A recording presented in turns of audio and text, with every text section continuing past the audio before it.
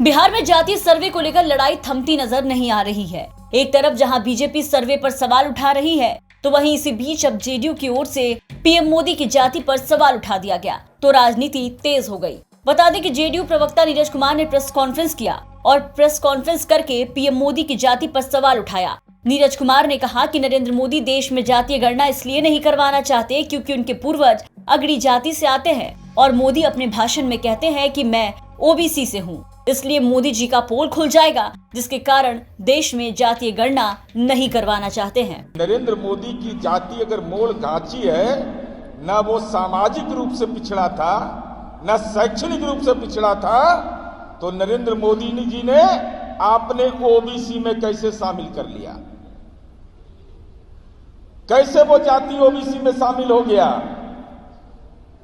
कब उसका सामाजिक आर्थिक सर्वे हुआ? वो सामाजिक आर्थिक सर्वे की रिपोर्ट कहां है?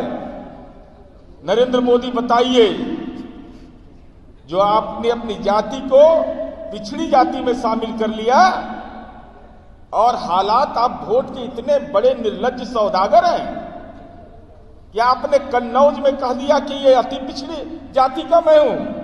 कहां है वो अधिसूचना कि गुजरात में आपकी जाति और बिरादरी के लोग अति पिछड़ा समुदाय में है? ये वोट का सौदागर है। इसीलिए आदरणीय नरेंद्र मोदी जी जाति गणना नहीं कराना चाहते। व्यक्ति जो देश का प्रधानमंत्री है, वह मोड़ घाची जाति सच में सामाजिक और शैक्षणिक रूप से अगड़ी जाति के रूप में चिन्हित था, जिनका दावा इनके पूर्वज भी कर रहे थे। नीरज कुमार के इस बयान के बाद बिहार में पीएम मोदी की जाति पर सियासी जंग छिड़ गया और नीरज कुमार के बयान पर बीजेपी ने पलटवार किया। ये लोग डरपोक हैं। 18 साल में इनको विकास को गिनाने के लिए कुछ नहीं है। इसीलिए हिंदू समाज को जातियों में विभक्त करके और मुसलमान को 17% 18% दे करके और आरक्षण लालू प्रसाद देंगे मुसलमान गरीबों को। ये लोग डरपोक हैं, तुष्टीकरण वाले हैं।